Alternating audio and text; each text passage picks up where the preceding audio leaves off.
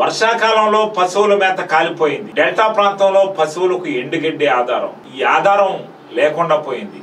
నెల్లూరు జిల్లా వెడలూరులో భారీ స్థాయిలో గడ్డివాములు దగ్ధమయ్యాయి. ఈ గడ్డివాములు కొట్టే కిష్టకి సంబంధించిన గడ్డివాములుగా గుర్తించారు. సుమారు 2 లక్షల రూపాయల ఆస్తి నష్టం జరిగిందని, దానికి తోడు మూగజీవాలుగా ఉన్న పశువుల దాణా దగ్ధం కావడం ఆ రైతు ఆందోళన వ్యక్తం చేశారు. తెల్లవారుజామున ఈ గడ్డివాములు దగ్ధమైనట్టు తెలుస్తుంది. సమాచారం అందుకున్న ఫైర్ సిబ్బంది సంఘటనా స్థలానికి చేరుకుంది. సంఘటనా స్థలంలో మంటలను అదుపు చేసింది.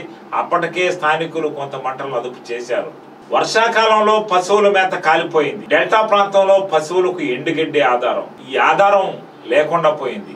నెల్లూరు జిల్లా వెడలూరులో భారీ స్థాయిలో గడ్డివాములు దగ్ధమయ్యాయి.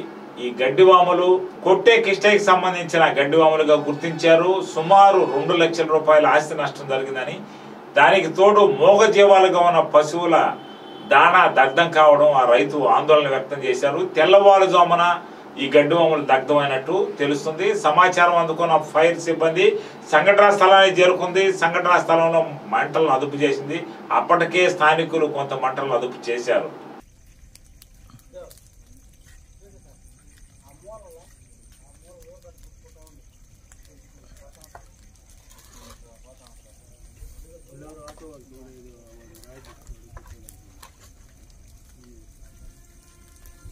పట్టుకోవాడు రాయి పట్టుకోవాడు రిపీటెన్సీ ఒక్కడు కదా నేను కూర్చుంది ఆటోలో పడింది ఒక్కడు కదా నేను కూర్చుంది ఆటో రాదా కూర్చుంది అన్నాను ఈ అమ్మందంగా కాబట్టి నాకు గొడవ ఉంది.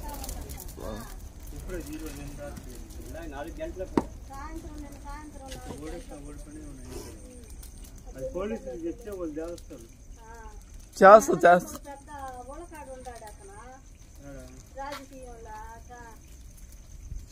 అడ్మినా కూడా ఇబ్బంది ఉంది. వస్తున్నా పక్కిళ్ళు కూడా